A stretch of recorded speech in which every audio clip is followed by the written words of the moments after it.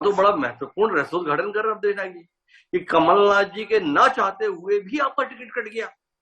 कमलनाथ जी इतने लाचार और निरीह हो गए क्या मध्य प्रदेश की सियासत में कि अपने द्वारा तय किए गए प्रत्याशी अपने द्वारा दिए गए वादे का पालन नहीं कर पा रहे? नहीं, उन्होंने तो वादे का पालन किया। ऐसा मैंने पहले भी कहा कि मैं उनका आभार इसलिए प्रकट कर रहा हूं क्योंकि उन्होंने मुझे टिकट भी दिया और पहली सूची में मेरा नाम भी आया। भारी प्रयास टिकट नहीं देने के राजेंद्र भारती की तरफ से हुए। नरोत्तम मिश्रा भी अपनी तरफ से पूरा प्रयास कर ही रहे थे, जैसा मैंने कहा।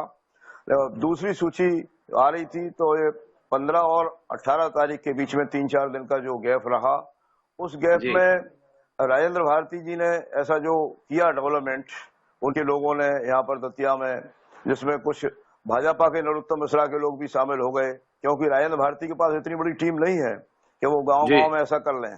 तो उन्होंने नरोत्तम मिश्रा का भी उन्हें सहयोग मिला। दोनों के सम्मिलित प्रयासों से षड्यंत्र जो हुआ है उसमें पुतला दहन के कार्यक्रम हो गए, उसमें जिंदाबाद मुर्दाबाद के कार्यक्रम हो गए और ऐसी झूठी घटनाओं को बना के कि मैंने 1991 में 1991 में जब हमारे पूर्व प्रधानमंत्री आदरणीय राजीव गांधी जी की हत्या दुर्भाग्यपूर्ण परिस्थिति में हुई थी, तब मैंने दतिया में मिष्ठान वितरण किया। ऐसी सूचना राजेंद्र भारती ने वहां पर कांग्रेस के आला कमान तक पहुंचाने का काम किया। अब जब आला कमान से ही ये सूचना आ जाए कि ऐसे व्यक्ति को टिकट नहीं मिल देना है, तो राजेंद्र भारती ने षड्यंत्र रचा। नरोत्तम मिश्रा भी उस षड्यंत्र में शामिल थे। इस वजह से दोनों ने मिलके, चूंकि एक को लग रहा था गृह मंत्री नरोत्तम मिश्रा को कि अब देश नायक चुनाव लड़ेंगे कांग्रेस से तो मेरी पराजय सुनिश्चित है, और यही मेरे टिकट मिलने का कारण भी बड़ा था।